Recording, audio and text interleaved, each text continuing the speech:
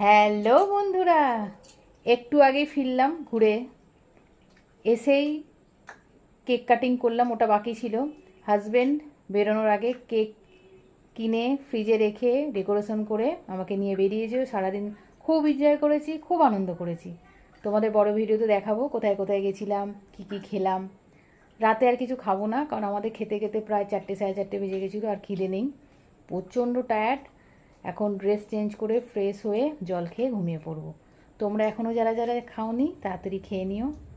আর তোমরা আজ সারাদিন আমাকে অনেক জন্মদিনের শুভেচ্ছা জানিয়েছো।